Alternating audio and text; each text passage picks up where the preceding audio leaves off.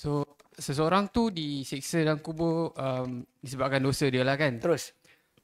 Jadi macam mana siksa kubur tu berlaku sedangkan amalan belum ditimbang lagi? Sebab Nabi bagi tahu macam tu. Dia macam ni, masalah kubur ni, dia perbezaan. Apa dialami oleh seorang tu dalam kubur, dia tak sama macam apa dia alami lepas bangkit daripada kubur. Sebab ketika mana dalam kubur tadi, pengalaman yang dilalui itu semua totally pada roh. Totally pada roh dia, bukan pada jasad dia. Sebab jasad dia orang nampak kat situ. Tapi roh dia akan mengalami semua sekali pengalaman berkenaan. Macam awak tidur. Kan bila tidur, tiba-tiba bangun tidur. Dan tidur mimpi ada hubungan seksual, intimacy. Kemudian bangun tidur tengok basah. Ada orang pegang. Ada. Tiba-tiba basah. Kenapa? Macam juga orang yang mimpi kena kejar dia rimau.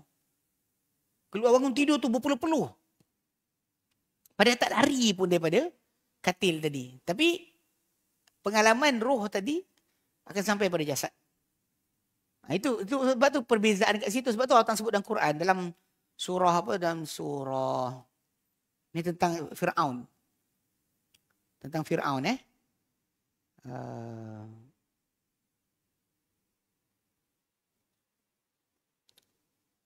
rasa driver datang dah ni.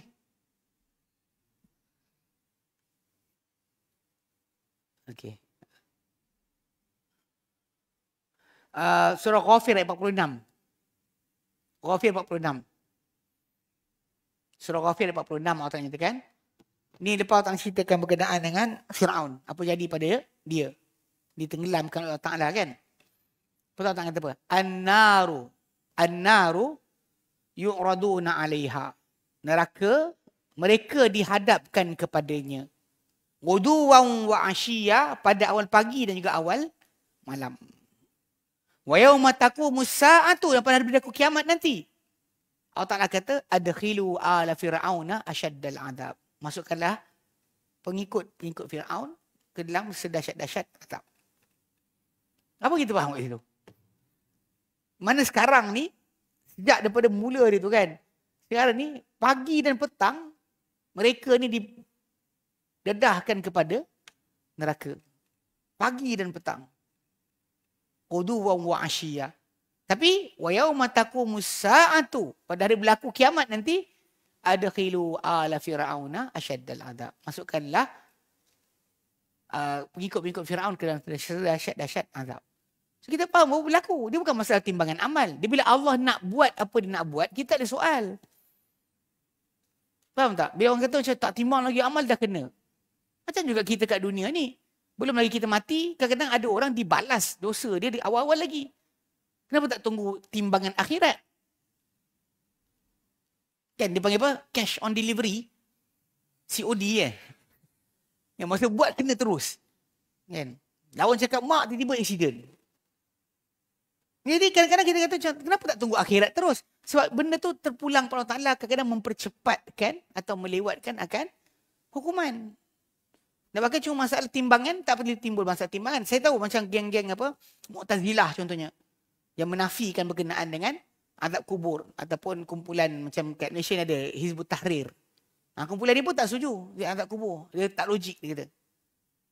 First thing first, apa yang berlaku dalam azab kubur tadi, ayat Quran tadi dah clarify.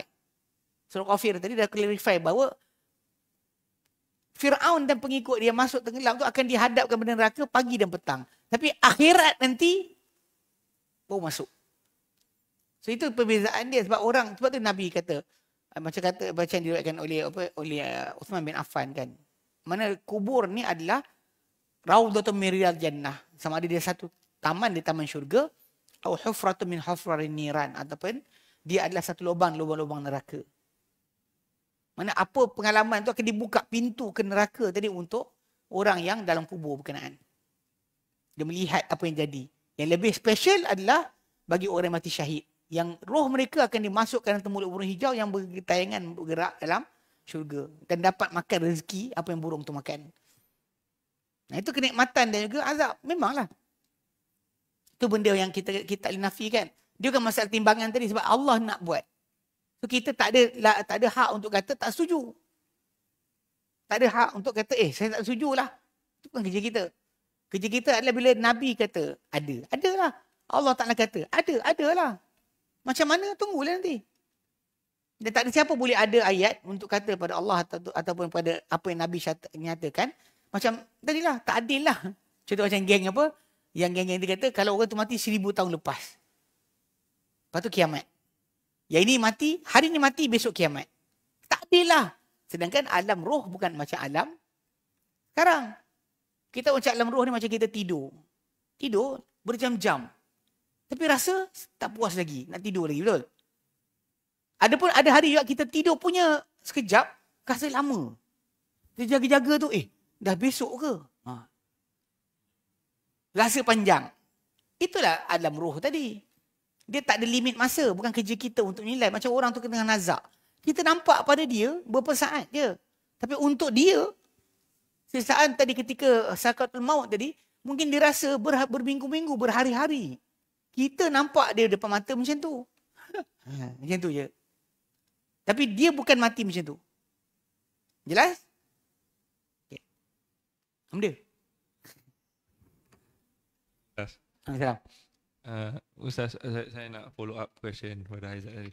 Jadi kalau dah kena siksa di kubur nanti, lepas tu bila dibangunkan kembali di akhirat, amalan ditimbang, ada can tak masuk jannah lagi? Sebab tu, perkara-perkara yang menyebabkan siksaan kubur tu dia limited, disebut oleh Nabi. Apa benda.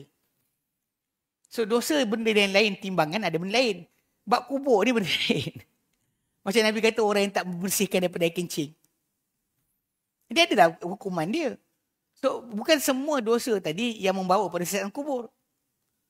Mungkin ada orang tu kena siksaan kubur untuk dosa yang dia buat tadi, yang memang disebut oleh Nabi akan ada siksaan kubur.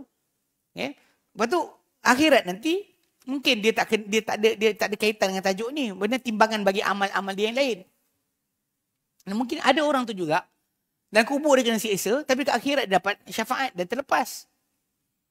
Boleh je berlaku. Kena siksaan kubur, tapi lepas ke akhirat dia ada syafaat lain. Doa keampunan yang kawan ni minta, dapat untuk dia keampunan. Boleh berlaku. Itu tak sebab tu kemana kita hantar orang ke kubur pun, dah orang termati berapa lama pun, kita tetap doa, Allah Ta'ala ampunkan dia. So kita tak tahu apa akan jadi akhirat nanti. Kubur tu sekarang. Kita tengok berasap kubur tu, habislah neraka lah kau. Kita tak tahu dia nanti akan sana mungkin dapat keampunan. Sebab keampunan yang terakhir tu pada hari depan Allah Ta'ala tu. Pada hari pembentangan amal depan Allah Ta'ala, itu tak ada patah balik lah. Adapun dalam kubur tadi, masih ada peluang untuk diampunkan. Lepas tu Nabi boleh untuk cacak dekat dua kubur, pelepah tamar untuk doakan bagi mereka keampunan atau keringanan azab. Keringanan sementara. Selagi mana batang tamar tu masih lagi hijau. Datang orang kita cucuk pokok puding sampai kiamat tak mati. Lepas tu kita ingat tiap-tiap hari dia selamat. Tak boleh itu. Jadi ada perkara-perkara, bukan semua. Okay? Baik. Wallahu a'lam.